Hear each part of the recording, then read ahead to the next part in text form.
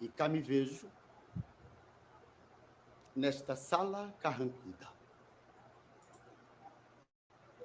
O corpo à disposição dos senhores doutores pátrios, dissecadores de cadáveres. Não bastara a humilhação em vida, era imperioso matar-me outra vez. Mas quantas mortes existem? Muitas. Nelas eu viverei. Pois se em vida eu me submeti às humilhações, em morte eu não cederei. E enquanto eles discutem ali que o meu currículo é vida ou morte, eu resolvi entabular aqui um fio de prosa com vocês. Isto é, se me permitem, o que eu não tenho dúvidas. Cordiais que somos. Eu sou Afonso Henriques de Lima Barreto, nascido a 13 de maio de 1881, na cidade do Rio de Janeiro. Eu sou filho legítimo do mulato João Henriques de Lima Barreto. A minha mãe, Amália Augusta Barreto, era filha de escravizados. E a minha bisavó foi trazida pela cegonha matadora, o navio negreiro. Eu nasci sem dinheiro, negro e livre. E nunca conheci um escravizado. Mas no futuro eu tenho certo. Eu escreverei a história da escravidão no Brasil, a saga épica de um povo, o germinal negro. O que mais desejara na vida era ser aluno da escola politécnica. E eu fui. Mas lá eu me habituara a assistir aquele espetáculo de ascensão dos meus amigos brancos, ricos e bem-nascidos. O que mais desejei na vida também, não ser mais aluno da escola politécnica. Fui.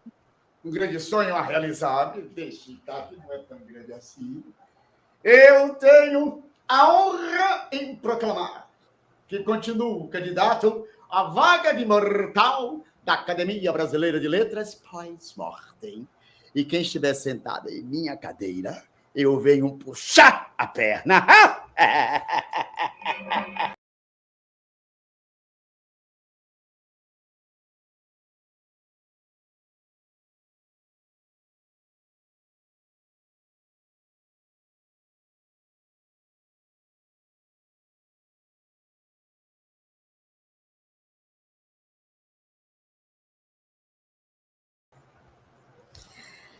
Afronautas, boa tarde, bom dia, boa noite para quem estiver assistindo em outros horários. Desculpa, houve um pequeno problema técnico aqui ao parar a peça, o monólogo teatral de Hilton Cobra, Traga Minha Cabeça de Lima Barreto, que eu abri projetando um pedacinho para vocês, também compartilhei com vocês o link. Se você tiver em alguma cidade e essa peça chegar aí, você não pode perder, mas você pode ter um gostinho dela virtual, que foi do programa Sesc, Teatro Sesc em Casa, feito durante a pandemia, nesse link que eu compartilhei com vocês. Vale muito a pena.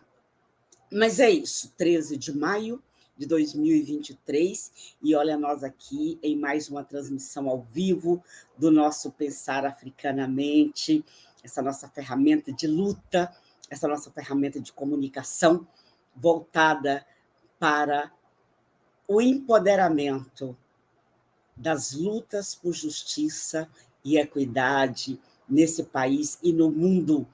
Nós estamos transmitindo no YouTube Pensar Africanamente, no Facebook Pensar Africanamente e na página da Mânia Tânia de Carvalho no Facebook.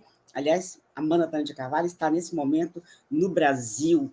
Gratidão pela parceria de sempre, minha mana. Para quem não... porque nós estamos com audiência também fora do Brasil, para quem não é familiarizado com a história do Brasil, 13 de maio é uma data historicamente emblemática no país. É a data em que, em 1888, foi assinado o fim do Estatuto Jurídico da Escravidão. Eu digo o fim do Estatuto Jurídico porque foi assinada uma lei com apenas 2 parágrafos, declara-se extinta a escravidão no Brasil, revoga-se as disposições em contrário, e, obviamente, que um dispositivo jurídico que não pôs fim às mazelas que o escravismo criou nesse país. Na nossa história oficial, nos nossos livros de história oficial, não tanto os mais recentes, mas do período meu como professor em sala de aula, do período meu enquanto estudante, não faz tanto tempo assim, essa história era trazida em uma página. A princesa Isabel, da família real luso-brasileira, em cima, como a redentora dos negros, e embaixo, normalmente, um negro preso a um tronco sendo espancado, era a imagem que trazia, e um texto, digamos, elevando a suposta redentora. Por ser uma história oficial que negava, e até nega até hoje, as nossas trajetórias de luta, as nossas construções e o processo de libertação da população negra, que se deu pela luta da própria população negra, porque as nossas lutas por liberdade, por equidade nesse país começaram no dia que a primeira pessoa africana pisou nesse território na condição de escravizado e vem até os dias atuais. Não tivemos uma redentora. Tivemos uma pessoa que, no exercício do poder civil, compelida a pôr fim ao Estatuto Jurídico da Escravidão e ponto final, sem se preocupar com mais nada em relação a isso. Por tudo isso, o MNU, Movimento Negro Unificado, chama o 13 de maio de Dia Nacional de Luta contra o Racismo. E por tudo isso, eu gosto de celebrar a vida do grande escritor Lima Barreto, que nasceu ainda no período da escravidão, no dia 13 de maio, mas como filho de pai livre, de mãe livre, nasceu livre, mas de avós escravizados. E, obviamente, conviveu ali, embora fosse um homem livre, com toda a violência que cercava o sistema escravocrata que imperava no país. E é um dos maiores escritores da nossa história, e seu livro denuncia exatamente as mazelas daquele momento. Por isso, neste 13 de maio, celebramos com vocês Lima Barreto com vida, atualidade da vida e do pensamento de Lima Barreto. Deixa eu já puxar aqui para a sala o Alex Bauli, nosso convidado. É Bauli que pronuncia mesmo? Eu sei que esse é seu codinome, né? Boa tarde, Silvani. Pode ser Bauli ou pode ser Baoli, né? Que é Batista de Oliveira. Tá então bom. fica Baoli ou Baoli. Eu gosto de Bauli, gosto de Bauli. Me escuta bem, né? E a Sandra Maria Job, que é a nossa outra convidada também, que já eu apresento para vocês. De alguém, Ana Célia, então, deve estar perguntando: cadê Hilton Cobra? Que eu sei que ela é grande amiga do Hilton Cobra, como eu também. Hilton Cobra está vivendo um momento muito especial, como outros atores, atrizes, pessoas negras no Brasil, porque com esse acordo que a maior emissora de TV corporativa no Brasil fez com a ONU para ter protagonistas negros e protagonistas negras, eles estão sobrecarregados de trabalho. Olha que maravilha! E não é maravilhoso, gente, ver o nosso povo finalmente sobrecarregado de trabalho? Ele não vai conseguir entrar. Mandou um videozinho de saudação para vocês. Eu vou partilhar daqui a pouco. E compartilhei com vocês, repito, o link para assistirem a versão virtual da peça Traga Minha Cabeça, de Lima Barreto. Já cumprimentar rapidamente o pessoal que entrou aí primeiro. Lerê Virgínia, da Itália, nos acompanhando. Sidney Costa, professora Luciane Soares. Daqui a pouco, às 17h30, tem um vídeo curto, um recorte com a fala da professora Luciane Soares, que acho que tem tudo a ver também com o 13 de maio. Entra aí no canal Pensar Africanamente daqui a pouquinho, viu, gente? Nossa queridíssima professora Ana Célia, dizendo: estamos aqui em campanha, compartilhando a campanha Câmeras Já. Muito trabalho, mas vamos dar uma espiada no Grande Cobrinha e os demais participantes da mesa. Margarete Lima, de Porto Alegre, Rio Grande do Sul, chegando para essa tarde maravilhosa, Dia dos Pretos Velhos. Carlos Silva, Santa Teresa, Rio de Janeiro. Adriano Coutinho, Ananindeua. Adoro esse nome da cidade dele, gente. Ananindeua, região metropolitana de Belém do Pará. Tainá Santana. O Adriano dizendo: Colima Barreto é bate-papo bom na certa. Flávia Cheque. Deixa eu ver quem mais está chegando aí. João Vitor Tuller, nosso colaborador aqui do canal Pensar Africanamente. Deixa eu ver. Rejane Stutbeck, lá da Alemanha, nos acompanhando lá de Frankfurt, generosamente chegando, contribuindo para o fortalecimento do canal. Muito obrigada, Rejane, para a sustentabilidade do canal, porque para o fortalecimento todas vocês contribuem o tempo inteiro. Quando dá seu like, já deu? Quando compartilha, já compartilhou? Vamos lá, gente. YouTube, Facebook, onde você estiver. É só pegar o link e compartilhar. O Adriano dizendo: me lembro muito bem da última vez a qual Lima Barreto foi assunto no Pensar Africanamente. Conceição Evaristo falou que Lima Barreto foi injustiçado, mas ela própria também foi injustiçada. Não sei se vocês perceberam ali na peça, na fala do monólogo do Hilton Cobra, quando ele diz: continuo candidato à Academia Brasileira de Letras, por incrível que pareça, né? A Academia Brasileira de Letras, fundada também por um escritor negro, Machado de Assis. Aliás, a Flip está homenageando ele aí nesses dias. E Flup ou Flip? Fiquei em dúvida agora.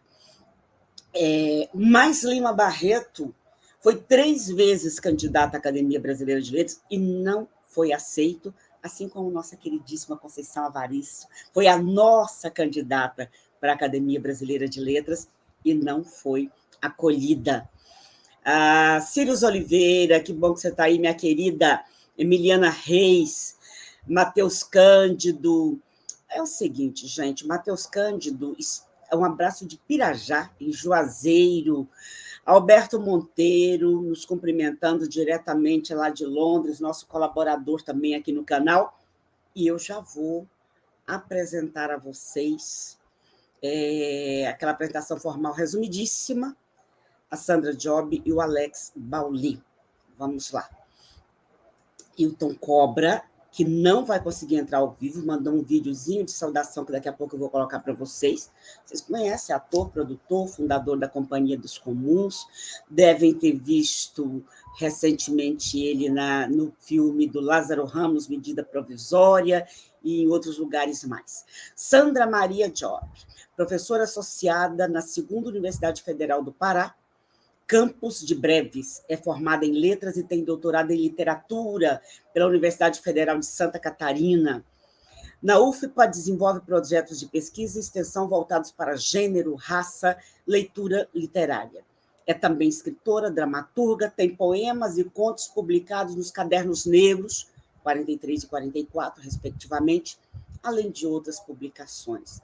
Ao apresentá-la, deixa eu já agradecer a Esmeralda, essa grande liderança do Cadernos Negros, que nos apresentou Sandra Job para estar aqui conosco. Alexandre Batista de Oliveira, o nosso Alex Bauli, professor de língua portuguesa da Rede Estadual de Ensino do Ceará, graduado em Letras e Português, Universidade Regional do Cariri, Juazeiro do Norte, Ceará, Brasil, especialista em literatura brasileira e africana, lusófona, agitador cultural. Muito bem. Regina Oliveira Mizena, é na Flup, sim, é na Flup que está homenageando Machado de Assis e Lima Barreto. Não é? Vamos trazer Machado de Assis em breve aqui também, nessa fase em que nós tentamos resgatar para nós esse grande escritor negro que nos foi apresentado de maneira embranquecida ao longo dos tempos nesse país. Nós vamos começar ouvindo você, Alex Bauli. Seja muito bem-vindo, por favor. Espera aí, parece que ele travou. Alex Bauli. Oi, Silvani, boa tarde. E aí? Boa tarde. Oi, me Seja escuta? bem-vindo. Estou te ouvindo. Pronto, boa tarde. Boa tarde, Silvani. Eu queria pontuar algumas questões já, né? Boa tarde, pessoal. Boa tarde, Sandra. Eu sou o professor Alex Baoli, sou professor do ensino básico, aqui em Juazeiro do Norte, no Ceará, de onde o Matheus Cândido está mandando um abraço para vocês. O Matheus Cândido é um ex-aluno meu, é um amigo querido, e é um grande incentivador, entusiasta de minhas falas, né? E de algumas lives e alguns trabalhos. Eu queria também registrar aqui, tem uma hora que Sandra, ela se inclina um pouco, e essa luz fica batendo nela, e fica a coisa mais linda do mundo, sabe? Um raio de luz, assim, já iluminando nossa tarde, né? No meio da tarde aí. E aí eu queria iniciar esse 13 de maio, Silvani, aniversário do nosso queridíssimo e amado Lima Barreto, e tão necessário para o passado e atualmente para a história do Brasil. E queria começar lendo um poema que não é do Lima Barreto, mas que tem tudo a ver com essa data de hoje. Ela faz, eu desfaço. A 13 de maio fica decretado luto oficial na comunidade negra, e serão vistos com maus olhos aqueles que comemorarem festivamente esse 13 inútil. E fica o lembrete: liberdade se toma, não se recebe. Dignidade se adquire, não se concede. Esse poema é de um outro preto retado, que é o L.C. Mogg, né? E tem aí umas boas décadas esse poema, e que continua a potência denunciativa de repensarmos sempre esse 13 de maio. Mas vamos ao aniversariante do dia, do mês, do ano e do século, né? O Lima Barreto, que faria hoje, né? Faz hoje, aliás, eu prefiro usar assim no presente, 142 anos, né? O Lima Barreto, que teve uma vida relativamente curta, no quesito etário, né? Ele viveu apenas 41 anos, mas que teve uma obra bastante profícua, e mais profícua ainda foram as dores que ele sentiu desse Estado racista e desse Estado que adora tentar silenciar as mentes negras pensantes, intelectuais ou não, mas é um modus operandi desse país, né? E aí, fazendo uma divisão interna aqui entre nós, cada um ficou determinado, cada um e cada uma ficou determinado para falar sobre um aspecto da obra do Lima Barreto, e nesse momento inicial, vai finalizando, Silvani, em quanto tempo eu tenho, né? Eu queria só trazer algumas questões desse Lima histórico, né? Como é que Lima Barreto se situa na literatura brasileira, ou é situado nessa literatura, né? Vamos voltar ao século XIX, um pouquinho antes de Lima Barreto nascer. A gente já tinha, em meados do século XIX, a fundação, digamos assim, da imprensa negra, com um negro também, um homem negro chamado Paula Brito, né? A imprensa, então a imprensa no Brasil já surge negra, já surge com essa potência. Nós temos também a publicação de Úrsula, o romance da Maria Firmina dos Reis, em 1859. Temos, nesse mesmo ano, 1859, a publicação de Primeiras Trovas Burlescas de Getulino, do nosso grandiosíssimo Luiz Gama. E tivemos também, como Silvani fez referência, o grande Machado de Assis, né?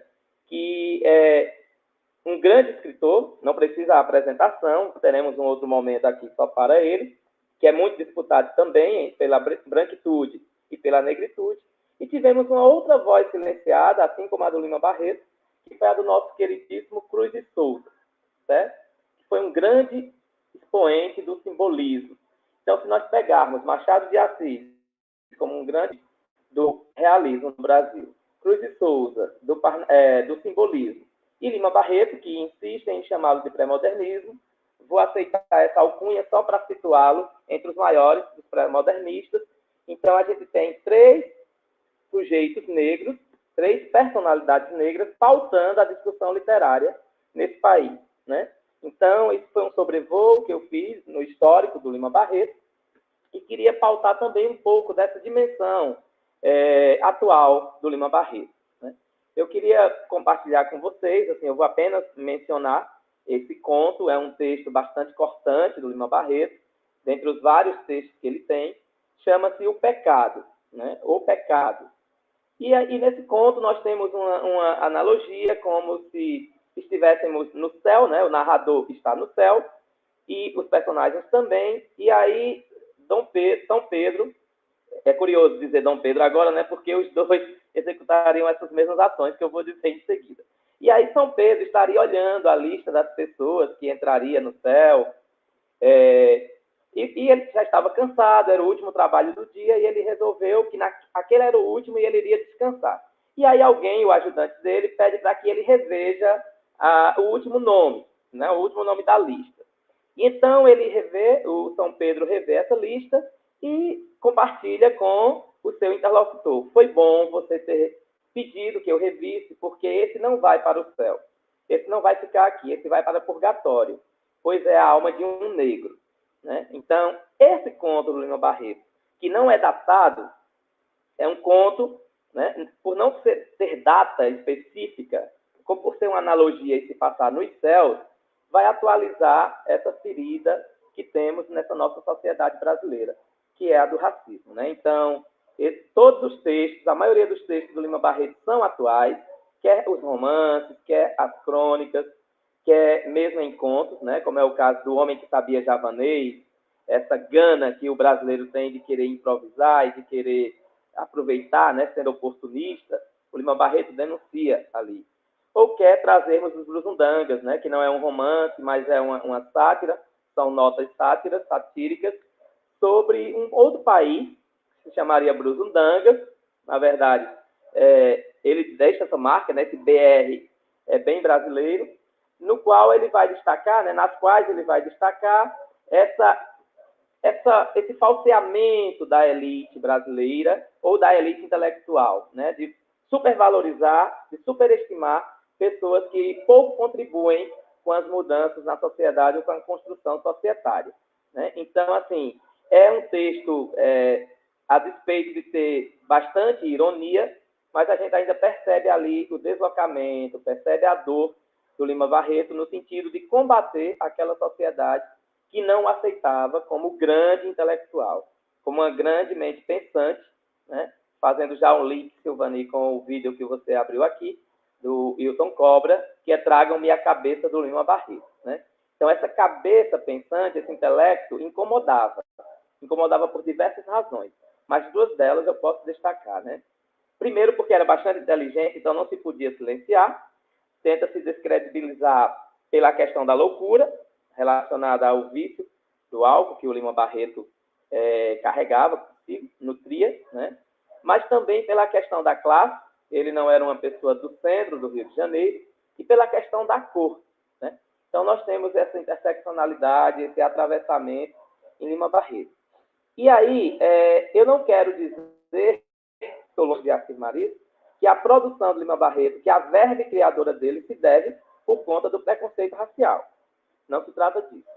Se trata de alguém que trabalha a literatura como estética, primeiro que tudo é arte, mas que também deixou depurar, né, vou pegar emprestado aqui um pensamento, um conceito da Conceição Evaristo, né? Ele trouxe essas escrevivências para a sua obra, né? E quer leiamos os diários do Lima Barreto, quer leiamos os romances, a gente localiza essa voz que está sempre denunciando, que está sempre nos chamando, nos convidando a refletir e nos rever como brasileiros, né? O que é ser brasileiro? Aquela pergunta que o Antônio Arnone Prado faz em relação à obra do Lima Barreto. E também queria dizer que nessa sequência de atualidades, né, nós temos aí cerca de 5, 6 anos em que a Lilia Moritz Schwartz, uma antropóloga e também historiadora, que se voltou para uma biografia imensa, uma biografia bem intensa, vou mostrar aqui para vocês um pouco, do Lima Barreto, que ela intitula de O Triste Visionário, né? Já foi bastante questionado esse título também, eu espero que alguém aí do público que esteja interagindo coloque essas questões, E à medida em que eu ouvi a Sandra, o retorno da Silvani e do pessoal que está interagindo, a gente pode trazer mais informação. Silvani, vai me orientando aí, vai me orientando. Tá certo, segue aí. Sim. Então, eu queria destacar, essa questão da própria vida do Lima Barreto, o literato, mas atravessado pelas vivências. A questão dele pela Academia Brasileira como candidato à academia e não foi aceito, né? 3 vezes também Lima Barreto foi internado no hospício sob a acusação de ser louco, quando todos nós sabemos, não precisa ser o melhor biógrafo de Lima para entender que era uma situação difícil que ele enfrentava com a bebida, com o álcool, e isso fez com que ele tivesse comportamentos um tanto estranhos diante de tanta injustiça social, sobretudo, e ele foi interpretado como louco, né? Inclusive, depois da terceira internação, ele morre, né? Ele chega a falecer. E queríamos dizer também que ainda tem essa simbologia das datas, da questão da data limítrofe. Ele nasce em 1881, um ano fundamental para a literatura brasileira, para o próprio Machado de Assis, inaugurando ali o realismo literário, né? Nosso realismo. Também estava surgindo o naturalismo com a Luísa Azevedo, um escritor maranhense, e também o Lima vai morrer em 22, no ano em que é considerado o ano marco da Semana de Arte Moderna, o ano inicial do nosso modernismo, né? Então, por essas questões, pode-se pensar que a obra do Lima Barreto tenha sido silenciada, tenha sido invisibilizada, por ser também no Rio de Janeiro, naquele contexto em que o pessoal da Semana de 22 tentavam inovar com tudo que era oriundo ou estava presente naquele momento em São Paulo, né? Já tem essa grande disputa entre as duas metrópoles, ocupar dessas questões.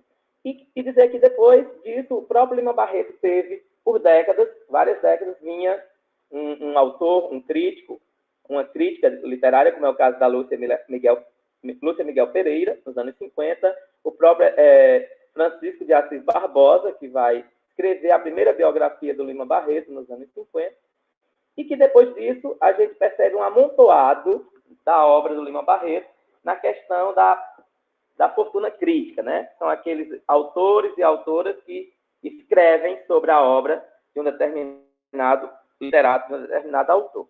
E eu queria compartilhar com vocês, Sandra e Silvani, minhas irmãs, esse livro aqui, que não é do Lima Barreto, né?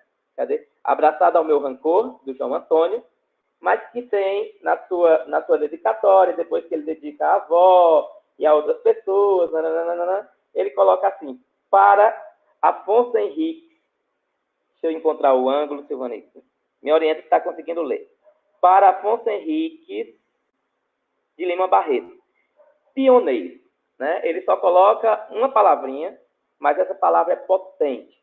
Pioneiro, por que o Lima Barreto figura aqui, né, na dedicatória desse livro? Alá Lima Barreto, o título também, Abraçado ao Meu Rancor, por que recebe o epíteto de pioneiro e por que o João Antônio oferece essa obra para ele, né, a ele. Também o João Antônio escreveu um outro livro chamado Calvário e Pingentes, né, do Afonso Henrique de Lima Barreto. É uma espécie de biografia, né, ficcional, também um romance, que ele biografiza, digamos assim, a vida do Lima Barreto. Então, é bastante potente entendermos que esse escritor nunca ficou fora de voga, né? Quando era vivo, tentavam silenciá-lo, restrito ali naquele Rio de Janeiro, nos arrabaldes do Rio de Janeiro, mas que o Lima Barreto é uma brasa viva nas nossas letras e que tanto nos faz perceber que estamos vivos, né? E percebemos que não mudou muita coisa desde quando Lima encerra seu ciclo vitalício, né, vital, lá em 1922. Né? Pode tranquilamente traduzir as obras do Lima para esse momento, qualquer momento da sociedade brasileira. Afinal, ele disse, né, o Brasil não tem povo, tem público. E aí eu estou aqui para o debate. Eu adoro as intervenções. Muito obrigado por hora. Obrigada, professor Alex. Gente, isso é centenário também de morte de Lima Barreto, né? Nós estamos dentro do ano do centenário, né? Foi em novembro, isso, né, Alex? Foi em novembro de 2022 o centenário, e até novembro desse ano a gente está dentro aí das celebrações do centenário de morte de Lima Barreto. Sandra, antes de passar, olha só o Adriano Coutinho aqui. Toda vez que vem uma convidada ou um convidado da minha região amazônica, especialmente do Pará, no Pensaraficamente, eu fico todo metido, cheio de vento. Sou muito feliz com a presença da doutora Sandra. Lúcia Góes chegando aí, deixa eu cumprimentar o pessoal que chegou depois. Vocês podem seguir compartilhando o link, se estiver no Facebook, estiver no YouTube, porque vocês sabem que depois a pessoa chega, eu perdi a primeira fala, não tem problema, porque fica gravado e disponível para assistir depois. Dando sequência, então, vamos ouvir, então, professora Sandra Maria Job, seja muito bem-vinda e muito obrigada. Eu que agradeço a oportunidade, o espaço. Eu sou, como a Silvane já falou, professora na Universidade Federal do Pará. Eu trabalho com literaturas e com teoria literária, desenvolvo pesquisas em gênero e raça, e eu comento isso, né, reforço isso para dizer que eu não vim aqui para falar enquanto professora, doutora, eu vim para falar como uma amante, né, uma leitora apaixonada do Lima Barreto. Então, talvez por isso, né, a minha fala seja atravessada um pouquinho de emoção, porque eu tenho um carinho muito, muito grande pelo Lima Barreto, uma coisa assim, fora do normal. Infelizmente, já começo falando do meu contato com o Lima Barreto. Infelizmente, ele foi um pouquinho tardio. Eu comecei a ler textos literários, eu comecei pelo gibi, obviamente, né? Assim que aprendi a ler. Então, lá com os meus 6 anos, eu entrei na escola com 6, eu já comecei, assim que eu aprendi as primeiras letras, eu comecei a entrar no gibi, mas eu só tive contato com Lima Barreto depois dos meus 15 anos de idade, tá? E, obviamente, que eu não tinha a bagagem de conhecimento que eu tinha hoje, mas assim que eu comecei a ler Lima Barreto, nossa, mas como ele fala umas coisas que tem tudo a ver com o que eu sinto, com o que eu penso, principalmente com o que eu vivo enquanto mulher e mulher preta. Então, é sobre, a partir dessa visão de uma leitora do Lima Barreto. Eu não pesquiso Lima Barreto, na minha trajetória acadêmica, eu trabalho com literatura feminina afro-brasileira, tá? Mas leio o Lima Barreto. E o aspecto que eu quero trazer aqui para vocês, que eu quero conversar, que eu quero partilhar, né? Que são as minhas impressões, de repente pode não vir ao encontro das impressões de vocês a respeito dos textos do Lima Barreto, trata-se da questão da mulher, das personagens femininas. E, obviamente, quando eu falo das personagens femininas, não tem como não falar dos personagens masculinos, né? Então, é nessa linha aí a minha fala. Bom,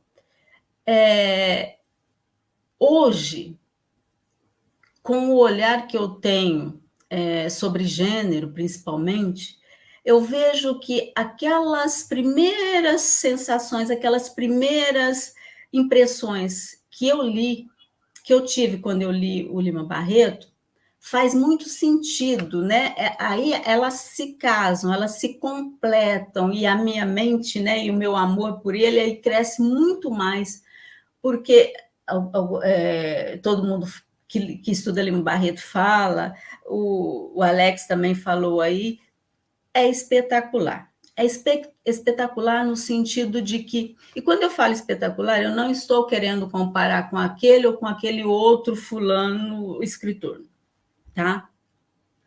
Falando do Lima Barreto, ele é espetacular no sentido de que ele consegue trazer para os textos dele personagens femininos, sendo um escritor, um homem, lá no início do século XX. Né?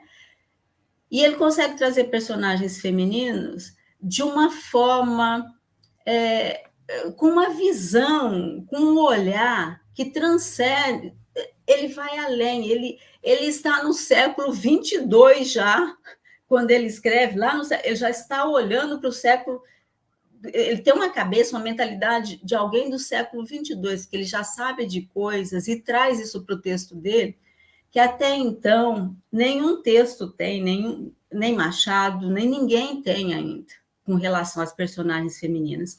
E pensando nesse olhar, e quando eu digo também esse olhar, eu não estou querendo dizer que ele, o homem, Lima Barreto, era engajado na luta feminina. Não, eu não quero saber do homem Lima Barreto nesse momento. Mesmo porque, né, uma coisa é uma coisa, outra coisa é outra coisa. Só que o que ele faz com a literatura dele tem tudo a ver com o feminismo que a gente conhece hoje, pelo qual a gente luta e pelo qual a gente ainda repense. Ele já via lá no início do século XX. Por exemplo, vamos pegar, né, uma personagem talvez bastante conhecida do público, que é a Clara dos Anjos. Né? Mulata, né? Ele usa muito o termo para se referir assim, a algumas pessoas pretas que provavelmente ele quer caracterizar como não tão retinta, da pele não tão retinta, né? Não preto retino, que vive sob a proteção dos pais. E que na primeira oportunidade que acontece, que coincide de acontecer, ela encontra um rapaz branco, classe média, né? Vigarista, e acaba se envolvendo com esse rapaz. E ali nas entrelinhas do discurso, o que ele mostra para nós, o que ele traz para nós, o que ele vê da criação dessas meninas pretas naquele período. Mães, pais, olhe como as suas filhas são despreparadas para a vida, como essa superproteção, ela não faz bem, ela não protege, na verdade. Né? O que ele diz naquelas entrelinhas? Vamos conversar com essas... E eu falo isso porque a minha família, por exemplo, e é por isso que eu me reconheço muito em alguns textos do Lima, e em outros textos eu reconheço outras pessoas, é super protetora. Né? É como se o amor deles vedasse os filhos para a crueldade do mundo, porque o mundo é bacana, mas o mundo é cruel, né? O mundo não poupa ninguém, não. E essa falta de diálogo, de preparação, olha, você é preta, você vai sofrer racismo, você pode ser menos... Porque existe. Eu não tive. E quando, por exemplo, eu tive contato com a Clara dos Anjos, eu vi que faltou isso na minha bagagem, por exemplo. E com relação a essa personagem, infelizmente, acontece até hoje. Eu tenho alunos, eu tenho vizinhos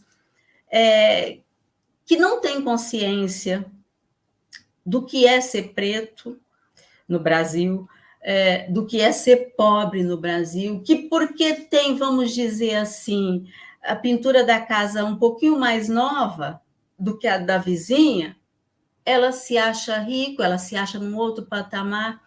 Então, às vezes, por exemplo, eu falo para meus alunos que todo mundo, todas as meninas, principalmente as meninas pretas, elas deveriam ler Clara dos Anjos já lá nos 12 anos. Talvez não consiga ler com 12 anos, mas tenta. Deveria ler com 12 anos para ter essa maturidade, esse insight, presta atenção aí, né, que as coisas não são bem assim.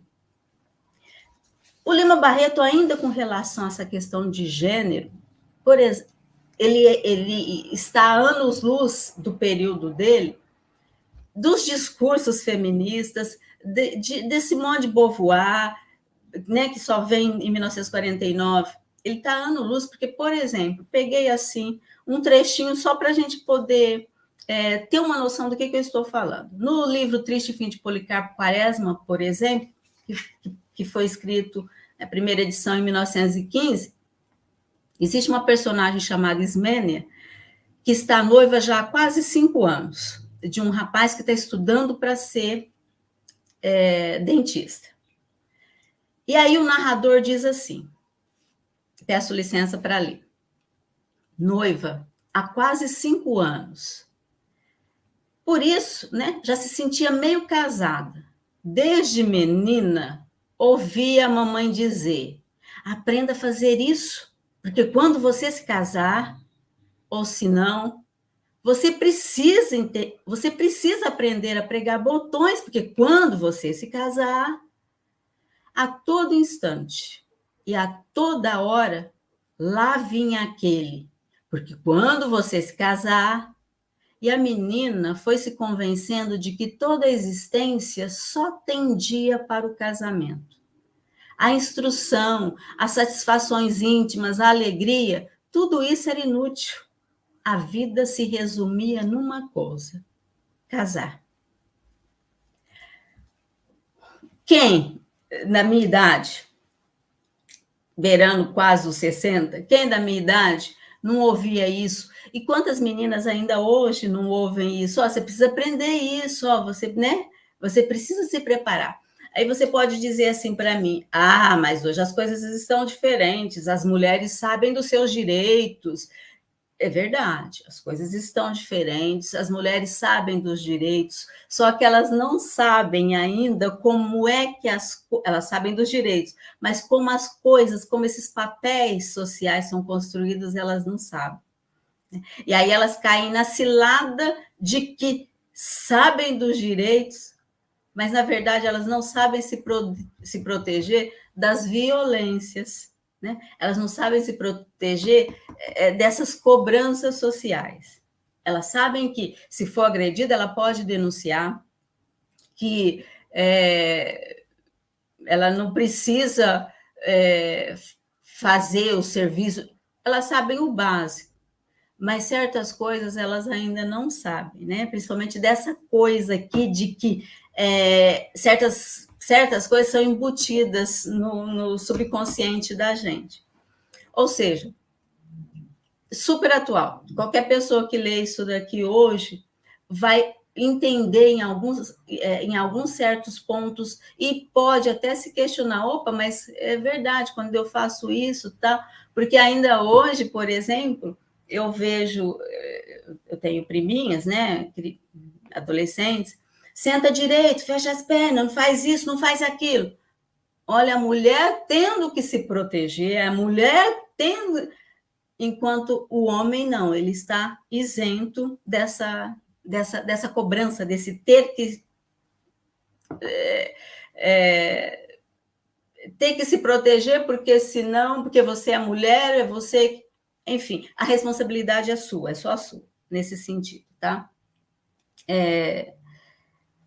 Enfim,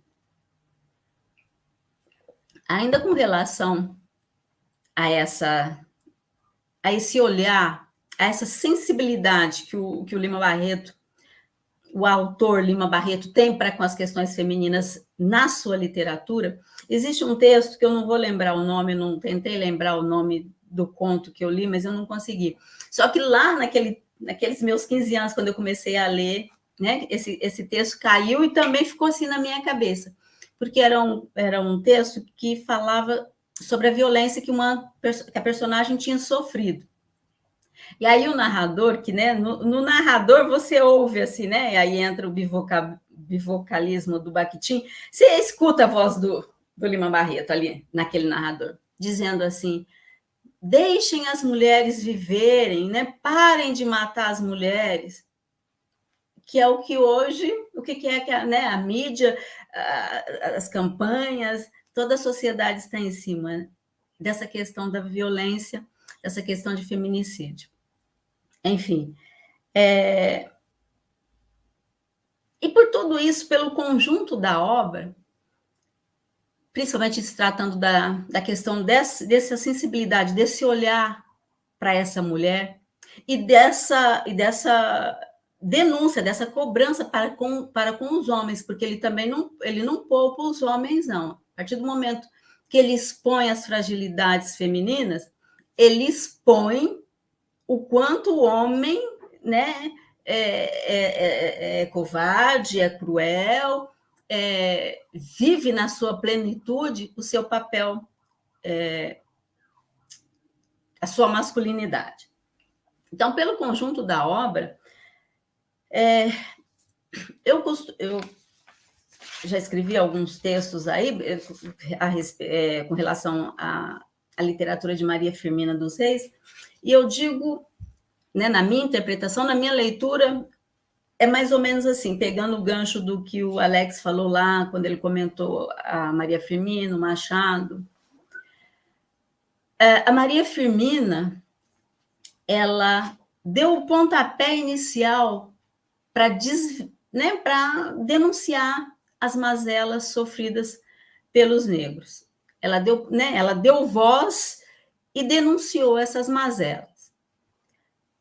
O Lima Barreto, ele foi lá e ele escancarou. E talvez por isso não tenha agradado, né?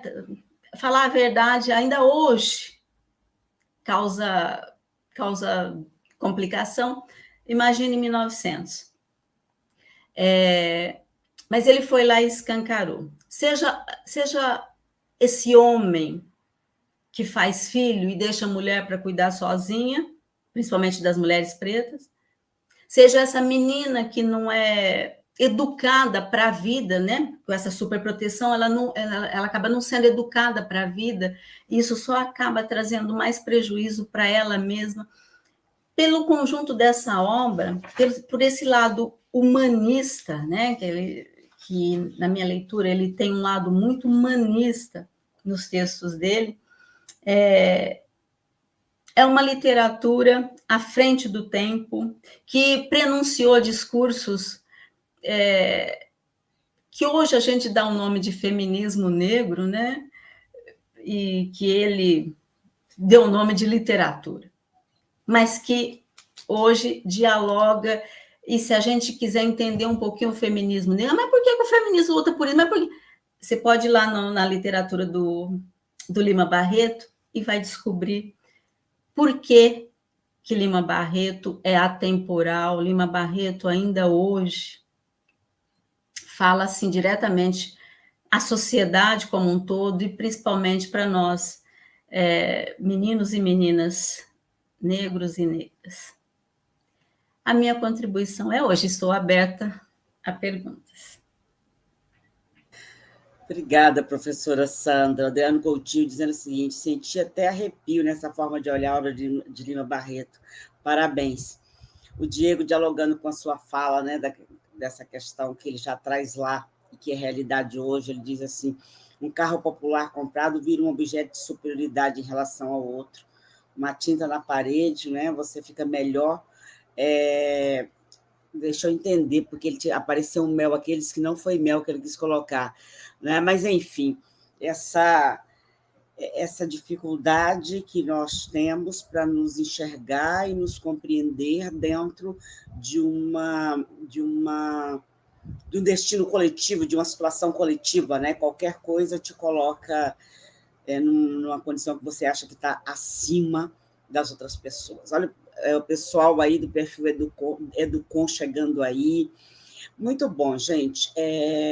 Se vocês tiverem perguntas, é para já, tá? Porque nós já vamos para a segunda rodada. Mas se vocês não tiverem, a gente continua conversando com vocês aqui, sem problemas. Mas estou aguardando as perguntas de vocês. Enquanto isso, compartilhe a saudação que o Hilton Cobra mandou para quem chegou depois. O nosso querido Hilton Cobra teve dificuldade para poder entrar aqui ao vivo, mandou uma breve saudação e até um pedido de desculpa, acho até desnecessário, porque a gente compreende que não foi possível para ele entrar. Deixa eu compartilhar com vocês, enquanto vocês, se tiverem perguntas, aproveitem para colocar que é agora, por favor. Boa tarde, gente negra brasileira. Boa tarde, povo brasileiro. Inicialmente, eu quero saudar meu companheiro de mesa e minha companheira de mesa, minha companheira Sandra Maria Job e querido Alex Rauli, todos muito e todas muito inspirados no nosso querido escritor Lima Barreto. Quero agradecer também a Silvani Euclênio pela confiança, pelo convite. Sensível estou ao convite, como sensível estou sempre de coisas importantes em torno de Lima Barreto. Eu sou um ator, eu sou um bocado de coisa, mas eu gosto de me apresentar como ator, porque é de lá, é desse lugar que eu falo. Como vários sabem, eu estou protagonizando um monólogo desde 2017, chamado Traga Minha Cabeça, de Lima Barreto. Esse monólogo foi escrito por meu amigo Luiz Mafuz, que me deu de presente para celebrar meus 40 anos de trajetória, carreira artística. Brilhantemente dirigido pela nossa querida Unissagé, Fernanda Júlia. Estamos aqui para celebrar, eu acho, 2 datas importantes para nós da comunidade negra brasileira. Primeiro é o 13 de maio, abolição da escravatura. E segundo é celebrar os 142 anos de vida desse extraordinário escritor Lima Barreto. Eu não poderia deixar de faltar esse programa. Peço desculpas de não estar presente ao vivo, mas eu estou aqui dando a minha contribuição. Esse espetáculo que nós estamos fazendo, ele trata do seguinte: o Lima Barreto morre.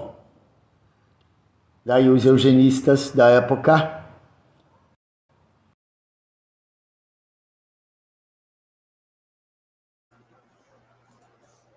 interrompeu na metade o vídeo, deu alguma coisa errada aqui.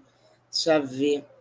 Bom, mas enfim, o espetáculo, gente, eu acabo de compartilhar com vocês de novo aqui o link, porque essa peça de teatro pode não chegar na sua cidade, mas você tem aí a chance de ver, olha o carro dos ovos passando, olha o carro dos ovos passando, mas você tem a oportunidade de ver essa versão da peça Traga Minha Cabeça, de Lima Barreto, no Teatro em Casa do Sesc, que foi uma versão de teatro que o Sesc colocou no período da pandemia.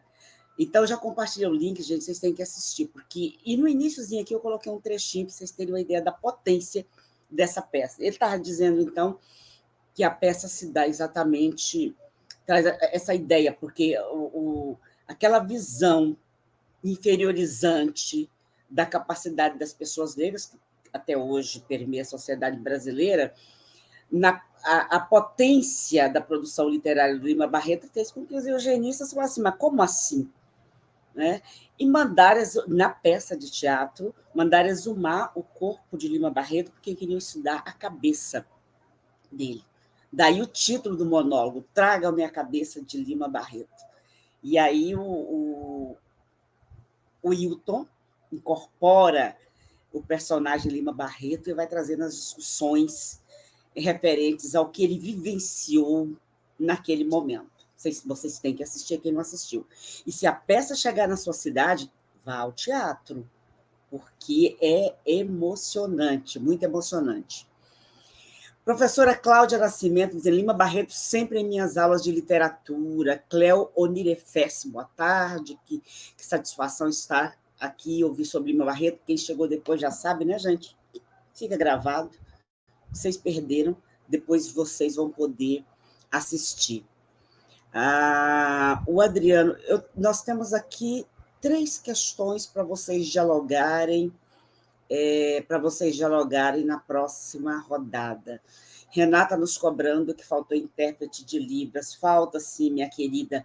Falta condições para que a gente possa contratar uma pessoa. Para vocês terem uma noção, a renda média do canal não passa de R$200, a renda média do canal. Então, nós não temos ninguém profissionalizado na equipe, porque não temos condições. E, sim, já fizemos até um orçamento com uma equipe de pessoas negras da Bahia que trabalha com Libras, mas não é viável para o canal ainda. Por isso, nós pedimos a vocês, se puderem colaborar, olha o cifrãozinho aí embaixo do chat, compre o superchat, compre o super sticker e vamos fortalecendo e fazendo com que essa ferramenta chegue um dia a ter tudo que vocês merecem, né? Todas as condições que vocês merecem. Vamos lá, nós temos aqui a primeira questão trazida pela pessoa no perfil Educom. E a rixa Lima Barreto e Machado de Assis? Eu amo Lima Barreto, me identifico muito com ele. Essa rixa realmente houve, não é? Tem alguma coisa a ver com o fato do Lima Barreto ter sido recusado na Academia Brasileira de Letras? Eu emendando aqui, a pergunta já passa daqui a pouquinho para vocês. O Adriano Coutinho, eu queria que a professora Sandra desse alguns exemplos de atitudes machistas de personagens, já que deu exemplo das fragilidades femininas que ele traz em seus livros. Educom perguntando sobre a loucura de Lima Barreto. Foi real ou produzida pela violência por ser negro e libertário? Vamos ver o que mais temos aqui. Professora Cláudia, dizendo, vamos lutar pelo nosso canal, é isso. E Nilza Helena, atendendo ao nosso chamado, generosamente contribuindo. No início, o Rejane também, dizendo saudação, professora Silvani, professora Sandra, professora Alex, que Lima Barreto permaneça vivo, muito vivo entre nós, e inquietando o nosso pensar preto, a literatura brasileira. Gratidão. Valéria Gersina chegando aí, dizendo, estamos aqui no Rancho Chico Reis, todos em sintonia, Terreiro das Pretas. E aí, gente, eu só queria lembrar que hoje é 13 de maio, tem muita gente nas ruas, felizmente, fazendo manifestações, então fiquem tranquilos, se a audiência ao vivo está baixa, as pessoas assistem depois, porque estão nas ruas e tem que estar mesmo. Não se faz a transformação somente no mundo virtual. Precisamos ocupar as ruas, e que bom que muita gente está nas ruas nesse momento. São essas as questões que nós temos para vocês dialogarem na segunda rodada e fazerem também suas complementações, não precisam se limitar às questões colocadas. Começando de novo com você, querido professor Alex. Vamos lá, Silvani. Menina, pode desistir, porque depois da fala da Sandra, dá vontade da pessoa sair correndo, assim, né? Porque se conecta muito com a brandura da voz dela, o olhar que ela tem, que ela deita sobre a obra de Lima Barreto e, sobretudo, as personagens femininas que ela abordou aqui, né? Você mencionou a Valéria Gersina, né, que está aí no chat, mandando um alô. Valéria é uma querida nossa, uma grande lutadora das questões antirracistas, né? E espero um dia ela estar também nesse canal, junto com a irmã dela gêmea, né, com a Ibeje, a Verônica. Então, assim, são 2 mulheres potentes aqui da região do Cariri, são membros do GRUNEC, Grupo de Valorização Negra do Cariri. Eu vou pegar um pouquinho de carona numa das perguntas, Silvani, para problematizar, menos para responder do que para problematizar. Essa rixa, né, ou essa suposta rixa entre Lima Barreto e Machado de Assis, né? A gente sabe que Machado de Assis ele é um ícone, é inegável algum escritor hoje publicar um livro que não seja comparado a Machado de Assis, quer para dizer que não houve influência, quer para dizer que houve influência. Então, imaginemos nós, com Machado de Assis ali no final do século XIX, a todo vapor, né? Como eu disse, ele lança o realismo quando Lima Barreto está nascendo. O Machado morre me ajuda aí, Sandra, eu acho que é em 1909 ou 1908, uma coisa assim, né? seguindo essa nossa mania, tudo bem, Sandra, só para imaginar aqui que a gente poderia dizer essa data, porque eu não lembro exatamente, mas foi num desses 2 anos. Imaginemos nós, que adoramos também valorizar letras de pessoas mortas. Já pedi socorro aqui, foi em 1904. 1904? 1904. Pronto, pois obrigado, então. Então, o que acontece? Obrigado, Silvani. É muito comum a gente valorizar depois que morre. A gente viu que o Lima Barreto viveu o inferno em vida, né? Depois que morreu, que houve a Lúcia Miguel Pereira, depois alguns críticos dos anos 50, depois a Beatriz Rezende, a Luciana Hidalgo, Pereira Bará. Nós, como leitores, mas não produtores de uma crítica tão densa como é o caso dessas pessoas, né? E aí, a gente sabe que adora-se colocar um foco de luz sobre os mortos, nesse sentido, né? Só que Machado de Assis tem essa questão de ser uma espécie de cânone em si mesmo, ser uma vara de medir, né? Ele mesmo é a justa medida para o que funcionou, o que não funcionou na literatura. Então, era muito comum estarem sempre comparando o Lima Barreto. E quando a gente vai ler o Lima Barreto, a gente encontra ecos, não de Machado, não necessariamente que ele tenha imitado Machado de Assis, mas pela sagacidade, pela argúcia e pela perspectiva, né, pela perspicácia de trabalhar a linguagem, de deixar a sátira pulando da folha de papel, digamos assim, a gente pode sim relacionar os dois nesse sentido. Talvez por isso tenham tanto querido comparar o Lima Barreto a Machado de Assis. Não sei, Silvani, se tem relação com a recusa. Mas sabendo que Lima Barreto era muito ressentido também, exatamente por se saber que era um intelectual tão, agora fazendo comparações, um intelectual do quilate de Machado de Assis, é capaz de ele ter ficado, né, com essa rixa mesmo de não ter sido aceito na Academia Brasileira de Letras. Mas eu não sei a verdade que ao seu amoroso Lima traz sobre isso, né? Mas aí eu queria trazer para a atualidade, já que a gente está colocando o Lima Barreto, a atualidade do pensamento de Lima Barreto. Recentemente, nós tivemos também uma possível rixa, né, entre dois homens que estão a todo vapor, todos dois têm todo o meu respeito, né? E por ter meu respeito, eu vou citar o nome dos dois, né? O Silvio Almeida e o senhor Muniz Sodré, né? Duas grandes potências e que somam juntas para a consolidação do pensamento negro brasileiro. E a gente sabe que quando é rixa entre pretos, tem toda uma plateia branca a aplaudir e a querer atiçar mais ainda, né? Não estou falando que o rapaz que fez essa pergunta fez nesse sentido, eu só estou querendo atualizar essas questões. Então, assim, não me interessa muito se houve realmente essa rixa, né? Cada um dos dois é sagrado na sua época e na atualidade, como a gente não foge nem de um nem de outro, mas interessa mais entender e ir em busca. Tem um texto que o Lima Barreto se posicionou, né? Existe o texto que ele disse que ele não seguia a gramática, digamos assim, o caminhar do Machado de Assis. Ele disse até, me compare a Dickens, a Dostoiévski, a Maupassant, né? Escritores franceses e russos, e também inglês, o Dickens era inglês. Então, ele sempre faz essa referência aos grandes nomes. Mas ele diz, a Machado nunca.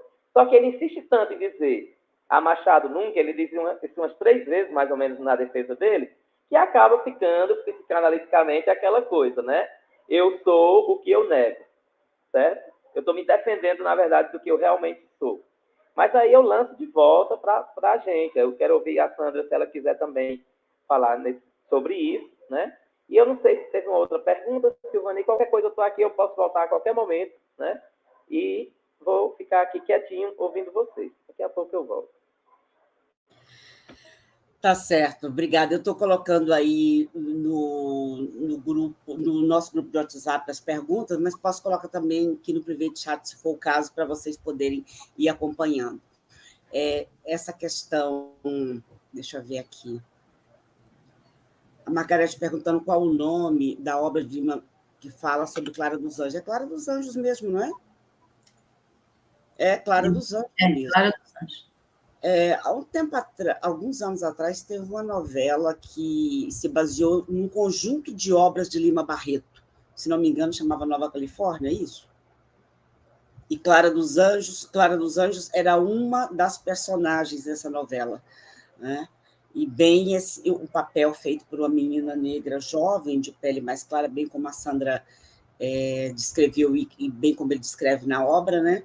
E passa por todo esse grau de violência ao se envolver com o jovem vigarista branco. O Alberto Monteiro também pergunta o que se pode elaborar do antifeminismo atribuído a Lima Barreto. Eu não sei se você... Sandra, já estou te passando, Sandra. Por favor. Olá de novo. Bom, com relação, pegando o gancho do Alex aí, com relação a se teve ou não rixa entre Lima Barreto e Machado de Assis, não sei se é porque eu rabisco algumas coisas, eu não sou muito de entrar nas particularidades, nas curiosidades. Eu sei que as pessoas ficam curiosas para saber da vida dos escritores, né? Assim como fica curioso para saber dos artistas. Eu procuro não entrar muito nessas particularidades. Não estou dizendo que eu não vou lá ler, eu até leio, né? Até leio. Como todo bom ser humano, eu sou curiosa também. Mas eu evito, por exemplo, trazer isso para a sala de aula, eu evito trazer esses aspectos para a sala de aula. Porque se o Lima Barreto ficou chateado, se não ficou chateado, isso em nada assim, diminui a obra dele. Se alguém pergunta assim para mim, às vezes algum aluno pergunta, quem você prefere? Você prefere o Machado de Assis ou você prefere o Lima Barreto? Eu falo, se pergunta o que eu prefiro, eu falo. Eu prefiro o Lima Barreto, eu sou mais Lima Barreto, eu me identifico mais com Lima Barreto. Não estou desmerecendo o Machado de Assis, muito pelo contrário, realmente ele é ótimo. Mas pela forma de abordagem dos assuntos, dos problemas, eu não gosto de meias palavras, é papabuf, tem que falar. Então eu sou mais Lima Barreto nesse sentido, entendeu? E quanto à rixa, não vamos nos preocupar se houve rixa, se não houve rixa. Os dois eram seres humanos, né? Brigar faz parte às vezes, né? Se foi o caso, tá bom? Também alguém perguntou se a loucura foi real. É fato que o Lima Barreto tinha a doença do alcoolismo. E naquela época, se hoje a doença do alcoolismo ainda tem toda uma questão, né, envolvida, imagina naquele tempo que não era considerado doença. Pode ser que ele teve um surto, pode ser que deu trabalho e foi internado. Que foi internado. Agora, se era louco, se não era louco, eu pessoalmente acho, né, todos os estudiosos dele falam, né, que foi internado por loucura e tal. Eu pessoalmente acho que não era louco. Um louco não poderia ter tanta clareza, ou talvez ter também, não sei. Eu acredito que não. Eu acredito, pelo teor dos textos do Lima Barreto, e aí eu estou falando com criticidade, com distanciamento, não é a leitora que gosta, não. Mas pela profundidade dos textos do Lima Barreto, pela visão de mundo, pela preocupação que ele demonstra, né, pela clareza das ideias, pelo engajamento, ele era um homem, ao contrário de visionário lá da Lília, não é uma crítica, é só uma observação, eu colocaria solitário. Porque lutar, né, ter aquele engajamento, né, tentar combater o racismo, gente, tem que investir na educação para as pessoas pobres, negras, sozinho, né, a escravidão tinha acabado ontem praticamente, o camarada não aguenta, o camarada não, é muito difícil, né? Foi muito difícil. Eu não vivi naquela época, não, mas eu me coloco no lugar, eu, enquanto, né, preta, pobre. Hoje eu tenho um saláriozinho, mas nem sempre eu tinha um saláriozinho, né? Vinha ali pobre mesmo. É muito difícil você aguentar. E principalmente quando você tem essa lucidez, que quando você vive numa utopia. Uma vez, que eu sou curiosa, né? Como todo bom ser humano, eu perguntei para uma senhora, né? A senhora é feliz? Né? Perguntei para uma mulher, se não interessa por quê. Perguntei, a senhora é feliz? Ela olhou assim para mim, eu sou feliz. Aí eu pensei comigo mesmo, deixa de ser idiota, Sandra, você está perguntando, mas o que é a felicidade? Né? Primeiro, será que ela sabe o que é a felicidade? E o que é felicidade para mim pode ser outra coisa para ela. Às vezes a pessoa não tem uma noção, sim, uma noção maior dos problemas, né? O Lima Barreto tinha. E lutar sozinho é muito opressor, é muito difícil.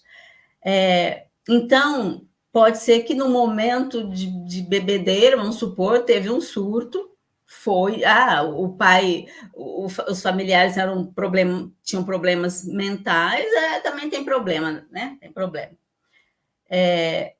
Hoje é de falar assim, com certeza, no laudo deu que foi loucura, né? No laudo, se você for nas pesquisas, o prontuário médico, mas isso é relativo, porque meu pai, por exemplo, há 2 anos atrás, foi internado para tratar da próstata, não quis ficar no hospital, deram remédio de loucura, porque meu pai queria fugir do hospital, deram remédio doido, tá doido. Então, é muito relativo, tá certo? Com relação a isso. E meu pai não era doido. Com relação às atitudes machistas, né, que é outra pergunta, por exemplo, no Clara dos Anjos, o rapaz lá, o vigarista, que seduziu a Clara dos Anjos, ele é extremamente machista. Por que ele é extremamente machista? Porque ele só quer ver o prazer dele, só quer ver o lado dele, a felicidade dele, sem se preocupar com o que vai acarretar de mal para a menina com quem ele ficou. Né? São filhos que são deixados para a mãe cuidar, né? Ou seja, quando ele não respeita essa menina, quando ele não respeita essa mulher, só pensa nele mesmo, sem se preocupar com as consequências do ato dele, é uma atitude machista. Ele não está respeitando essa menina. E outras atitudes machistas também, normalmente, em alguns contos dele, tem muitas mulheres que são prostitutas, né? Então, e os homens, e ele deixa isso claro no texto dele, vão ali só para usufruir do que elas podem, né, usar sem pensar no... aliás, eu não conheço um homem lá, assim, que assim, agora de memória, assim, que não seja de alguma forma machista.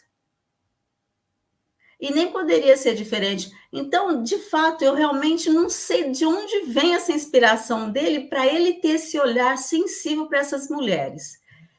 Porque ele é extremamente cuidadoso, gentil, sem deixar de ser realista, de ser verdadeiro. Porque tem um outro texto dele também, no qual existe a personagem, ela tem 50 anos, é vaidosa, ela foi casada, mas desgostou do marido, e o narrador fala exatamente assim, que essa personagem, ela não gosta de homem, ela gosta de homens, né? Porque ela atrai o marido dela. Só que ele não faz essa personagem, ele não tem um olhar maldoso, não tem um olhar crítico. É uma coisa da vida. É como se ele dissesse, tem mulheres que não gostam de homem, que gostam de homens. E tudo bem, e vai ser feliz. Tá? Então, os homens, provavelmente, pode ser que o homem se sinta incomodado com as leituras, porque ele não poupa os meninos dos textos dele, não. mas com as mulheres ele é bastante sensível. Sobre essa questão da loucura, é bom a gente lembrar que a instituição dos sanatórios no Brasil foi uma das instituições para conter corpos negros. Né? A gente tem um caso extremamente violento, estou tentando lembrar o nome aqui agora, não estou conseguindo, de um sanatório de Minas Gerais, e o grau de violência sobre esses corpos negros nos sanatórios, ele tem estudos, né? É palpável e notório. Então, há que se dizer também que não há como se passar incólume pela violência racial sem desenvolver algum tipo de neurose. Eu tenho as minhas, eu imagino que se cada pessoa negra parar para pensar, vai encontrar as suas, fruto também desses processos de violência extrema a que o racismo nos submete desde a concepção até a morte. Deixa eu agradecer o César e a professora Cláudia, que identificaram para mim qual é a novela Fera Ferida. É uma novela em que vários personagens eram inspirados nas obras de Lima Barreto, e eu me lembrei aqui da Clara dos Anjos. Eu tenho mais perguntas para vocês, para a gente ir para a nossa última rodada, então, sendo assim, eu encerro as perguntas aqui. A Cléo dizendo, racismo nos esmaga ainda hoje, imagine no período logo após a abolição, e é bom lembrar que a abolição ocorreu, quer dizer, o Estatuto da Escravidão foi abolido pela Lei Áurea, ele já tinha 7 anos de idade. Então, imagina, é um menino livre, mas convivendo com a escravidão ali, lado a lado, e eu sei que as pessoas livres ou libertas negras no período da escravidão, a escravidão não poupava, na verdade, o sistema, a sociedade não poupava, como não poupa até hoje, mas eu imagino um grau diferenciado de violência naquele momento. Adriano Coutinho dizendo, tinha um código no nome do personagem de Lima Barreto, Isaías Caminha, talvez ironia, sim, Isaías Caminha, e ele fica imaginando se o personagem Clara dos Anjos também não teria, não tenho dúvida, esse Clara dos Anjos, né? No título aí você já tem um recado bem dado, né? Diretamente dado. Alberto Monteiro, lutar sozinho é meio caminho andado para ser rotulado de louco, certamente, certamente. O César dizendo que Lima Barreto foi enredo da Unido da Tijuca em 1982.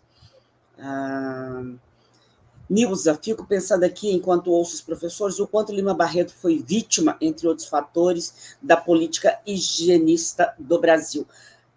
É isso o grande tema da peça Traga Minha Cabeça, de Lima Barreto. O embate que ele tem com os higienistas e a política de higienismo exatamente ali na primeira metade do século XX. Alberto Monteiro, eu repetindo a pergunta dele, né? Ele já quer saber, na verdade, ele está falando se Lima Barreto era antifeminista, e já agora se foi mais feminista do que as feministas da época. Eu vi alguns textos jornalísticos sobre isso, né? Que trazem ao mesmo tempo quem o acusa de antifeminista e quem diz que ele foi mais feminista do que as feministas da época.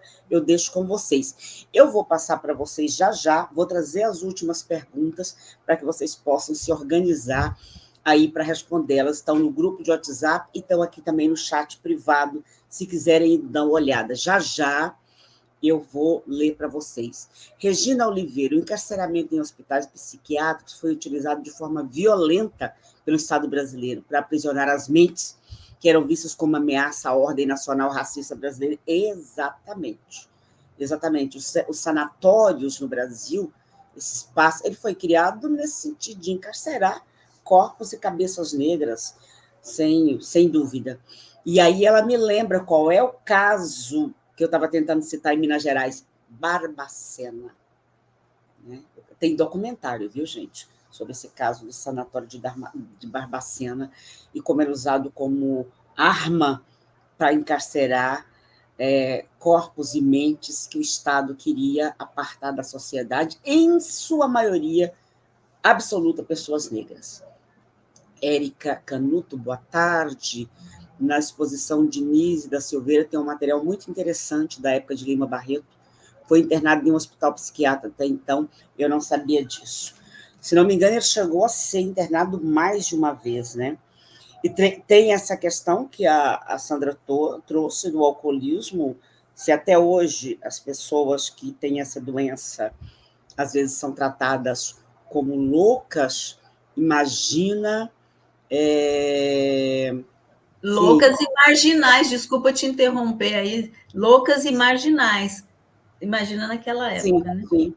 E, sim, o Alex me ajudando também. O hospital psiquiátrico fica em Barbacena e o hospício, na verdade, o nome dele era Colônia, não é? Dona Diva Moreira, Mama Diva Alberto Monteiro, me lembrando, ela pesquisou muito essa questão desse hospital psiquiátrico de Barbacena, o Colônia. Vamos lá. O que nós temos a mais aqui como questões para você? A loucura de Lima, meio que dialogando com as perguntas anteriores, tá? A loucura de Lima Barreto foi real ou produzida pela violência por ser negro e libertário? Deixa eu ver isso, eu já li. Nilza Helena, sou mulher preta e professora de educação infantil, moro no Rio de Janeiro. Pergunta: internar conter Lima Barreto como louco tem alguma justificativa política, cultural na época? Por quê? Ou seja, as pessoas continuam dialogando com essa questão, porque é uma questão que nos angustia também, né? Pensar que uma mente brilhante como aquela, o Estado procurava conter, a sociedade procurava conter em hospícios, não eram exatamente hospitais, né? Eram locais, praticamente presídios, na verdade, praticamente presídios, né? Professora Ana Célia, a que podemos atribuir a consciência étnico-racial de Lima Barreto, uma vez que ele e Machado de Assis vieram da mesma classe social? Eu não sei onde Lima Barreto nasceu, mas Machado de Assis nasceu no Morro do Livramento, né, que era um dos espaços de confinamento de pessoas negras no Rio de Janeiro, a partir da limpeza étnica que começou a fazer no centro da cidade, né? O Morro do Livramento é bem conhecido. E sim, só para confirmar com vocês, Alex tinha razão, Machado de Assis morreu em 1908. Eu, na pressa de pesquisar aqui, vi 1904, mas foi a esposa dele que morreu em 1904. Eu acho que a gente tem bastante elementos aqui para vocês dialogarem nessa nossa última rodada, sem pensar, a gente não está pensando em esgotar aqui Lima Barreto, é impossível, nós já temos diálogo feito aí no acervo do canal sobre Lima Barreto, que vale a pena vocês darem uma olhada, e não se esgota aqui, não se esgota hoje. Por favor, professor Alex, por gentileza. Bem, essa é a melhor hora, né? Na minha opinião, eu considero a melhor hora, que é a da interação.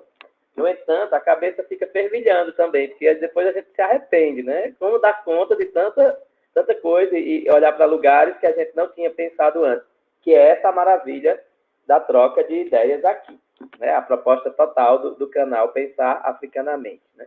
O pensar não está aí à toa, né, Silvani? África na mente, né?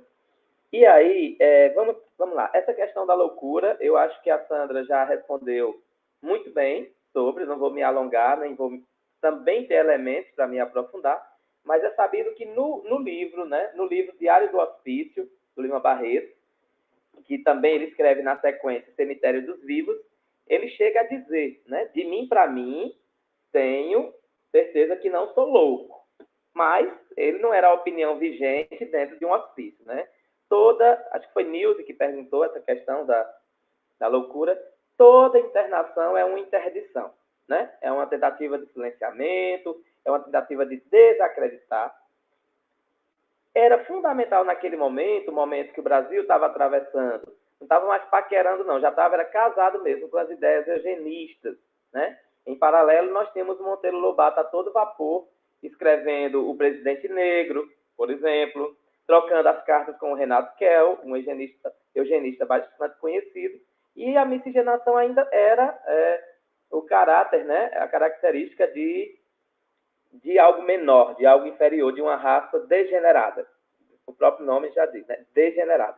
E aí, pensar nessa questão do Lima Barreto como louco era muito fácil, era só jogar a pá de cal para uma voz que estava incomodando.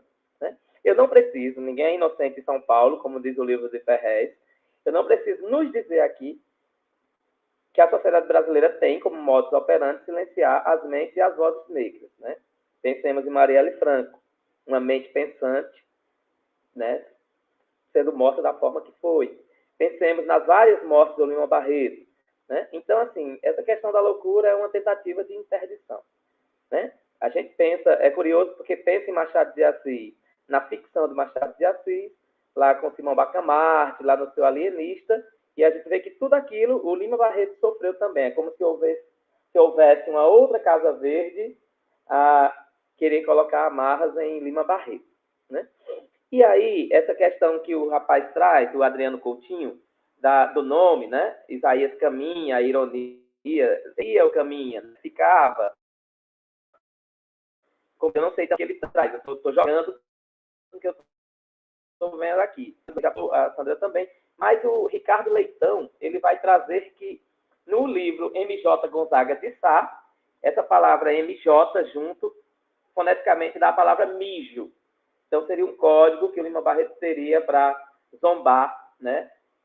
Através do implícito, zombar pela fonética essa questão. Então, assim, o Lima Barreto era muito sagaz, né? Não preciso dizer isso, me repetir assim. Então, ele trabalhava bem a linguagem. Uma outra questão que tem aqui, Silvani, que foi para mim e para a Sandra, internar essa questão da loucura, né? Alguma justificativa político-cultural? Eu acredito que sim, Nilza Helena.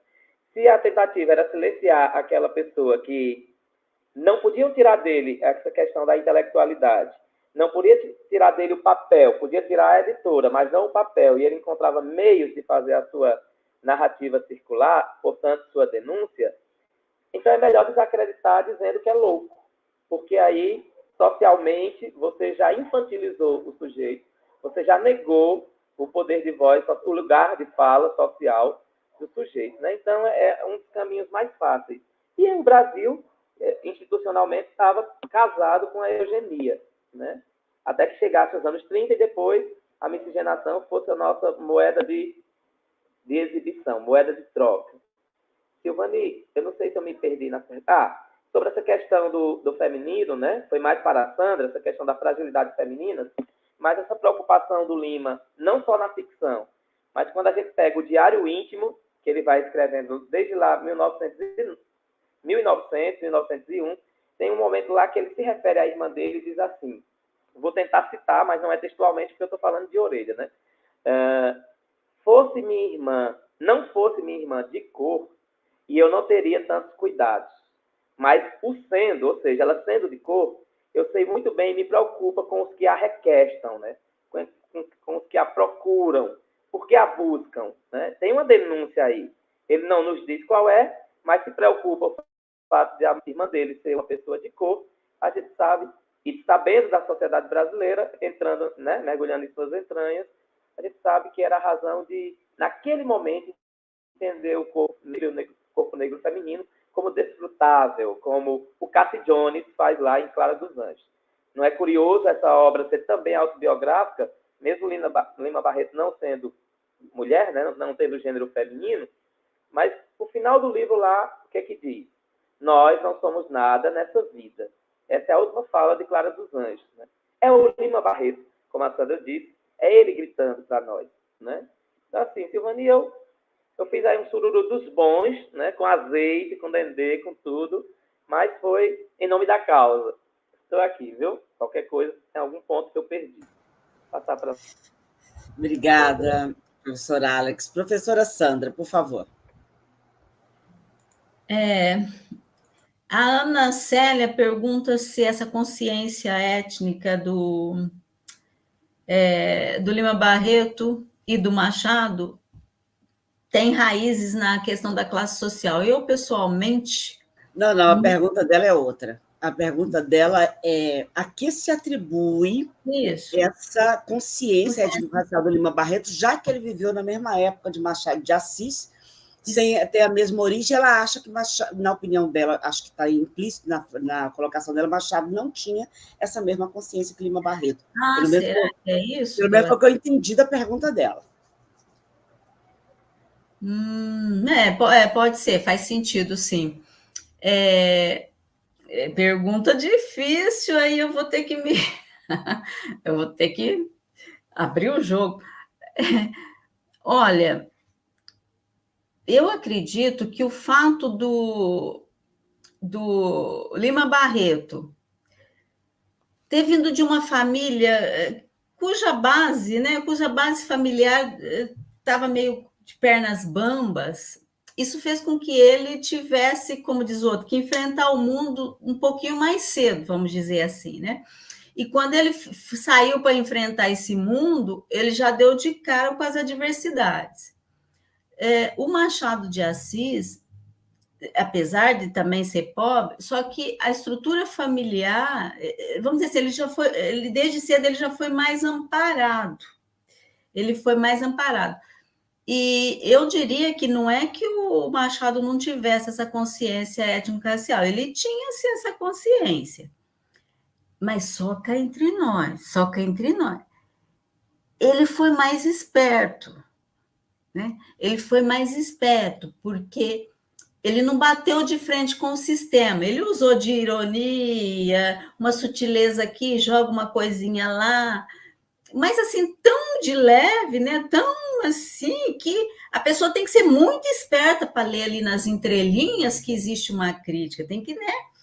Tem um conto do Machado de Assis, Pai contra a Mãe, por exemplo, no qual ele é extremamente irônico. Que os escravos levavam pancada, mas nem todos gostavam de levar pancada, assim, sutilmente, né? Para falar, para criticar o sistema escravocrata. O Lima Barreto,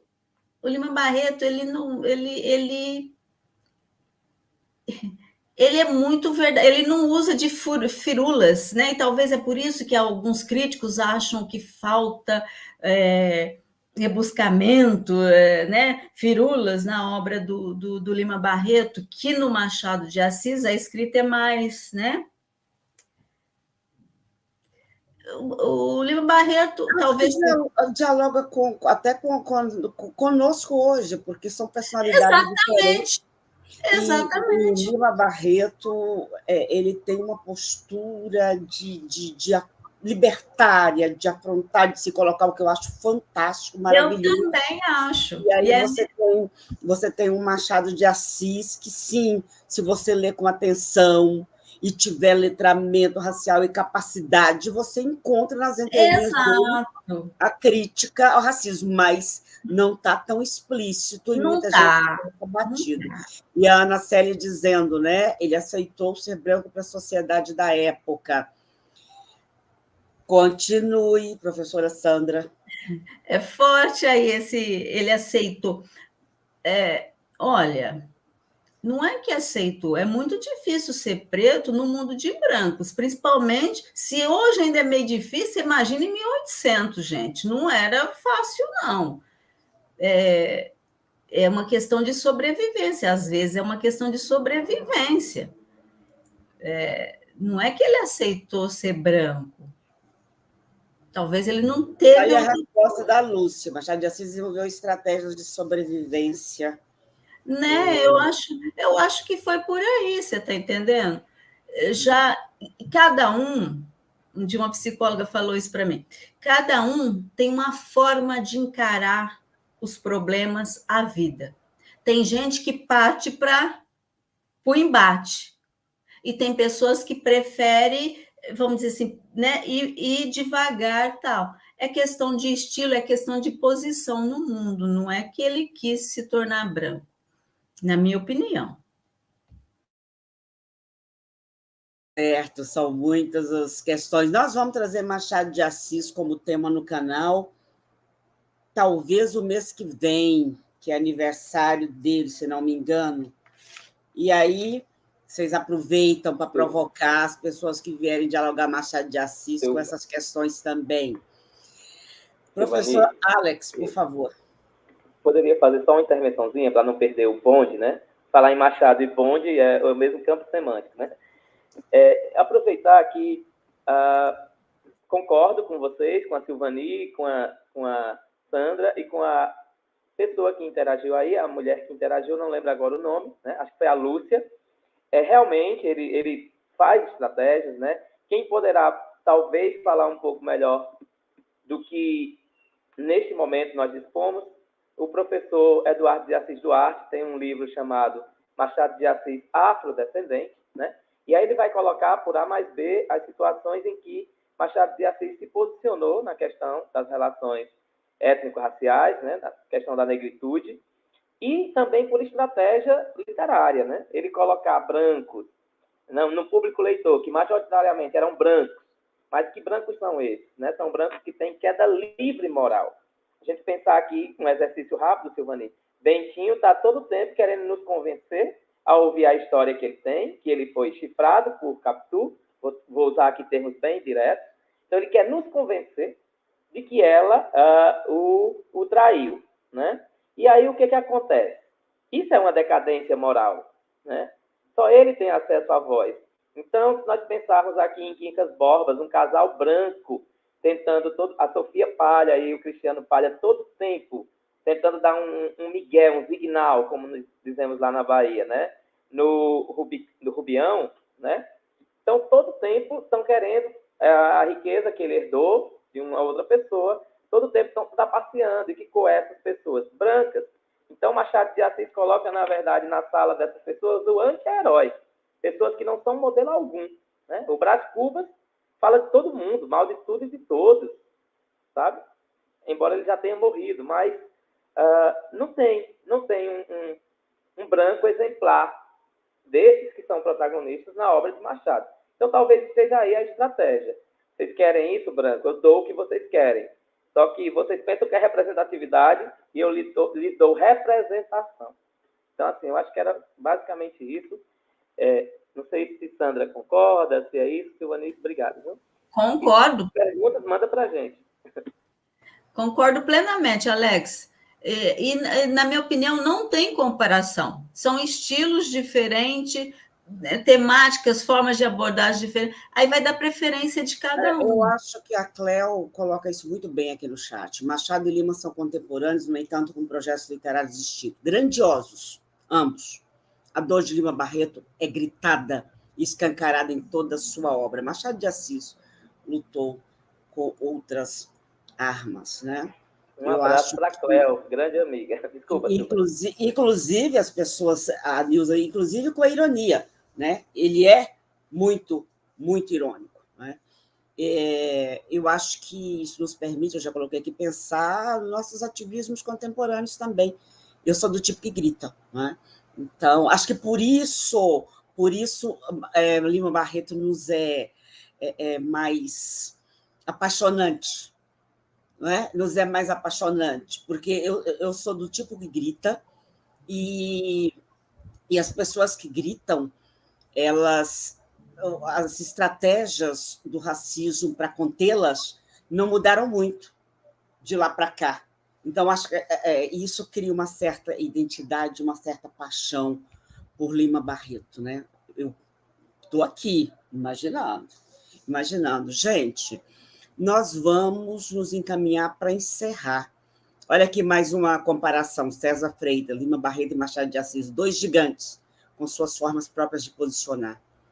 Lima Barreto seria o Garrincha e Machado de Assis seria o Pelé?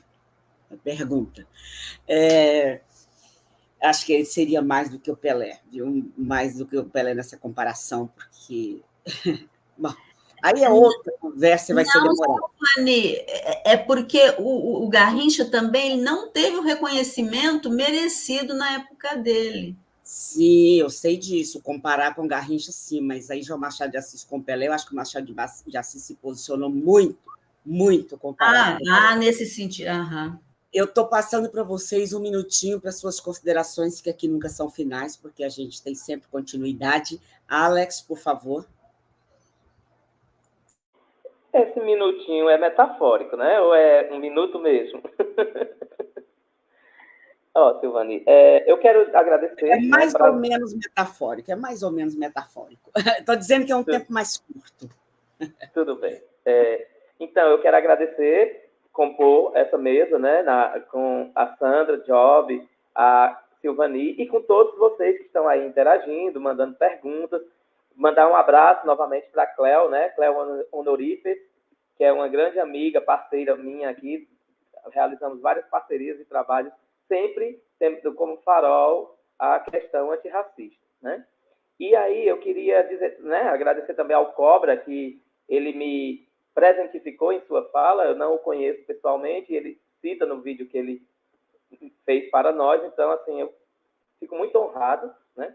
E eu quero dizer que agradeço pelo espaço, pela oportunidade, espero estar de volta aqui ao canal na coluna do Anderson Flor, de repente, né, discutindo um determinado romance ali que eu já andei mencionando para a Silvani. Eu acho que cabe naquele projeto. E dizer que foi uma honra, foi um prazer retornar ao Pensar Africanamente, acho que depois de 3 anos, Silvani. E não quero me alongar muito, então quero só dizer viva Lima Barreto e vida longa ao Pensar Africanamente, né? E aí é isso. A gente está aqui. Me chama que eu venho. Assim seja, meu irmão. Ana Paula disse tudo aqui. Hoje o nosso grito é apontado como mimimi, já que não podemos ser exemplificados como loucos.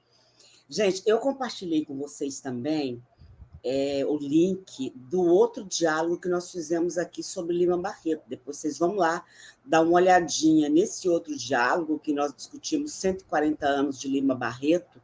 Estavam conosco o Hilton Cobra, que não pôde estar presencialmente hoje. Estava também Conceição Evaristo, e eu estou tentando lembrar o nome aqui do outro rapaz, já eu pego para vocês. Vale muito a pena dar uma olhada lá também, que foi um diálogo extremamente rico. Por favor, professora Sandra. Bom, foi um prazer também estar aqui com você, Alex, compartilhar essa mesa com você. Silvani, muito obrigada novamente pelo espaço. O pessoal que acompanhou e os que acompanharão em outra oportunidade, muito obrigada pela atenção aí. E, como a Silvani disse, Lima Barreto não se esgota aqui, é impossível. E a única coisa que eu gostaria que vocês que forem ler, reler Lima Barreto, olhassem com certa ternura para as personagens femininas, e sem preconceito, porque ele vai do salão nobre, né, ao submundo, né, e tem que ler, tem que reler com esse mesmo olhar que ele faz, sem preconceito, mostrando uma realidade, a luta dessas mulheres, o oportunismo dos homens que se aproveitam dos problemas que essas meninas têm para se aproveitar delas. Enfim, Lima Barreto ontem e hoje fala para nós, fala sobre nós, fala sobre o Brasil, que muita gente quer, né, colocar debaixo do tapete, mas que tem que trazer aqui para os debates, para a gente poder entender melhor o que está acontecendo com nós, mulheres, da periferia, hoje, né, não tão da periferia às vezes, mas que vivem dilemas que precisam ser debatidos. Muito obrigada, viu? Muito obrigada, Lima Barreto com vida. E como vocês sabem, nós voltaremos na próxima terça-feira, dia 16 às 19h30. Vocês não vão encontrar programado aí ainda, mas daqui a pouco já vai estar aí, com a coluna da Cota Mulangi.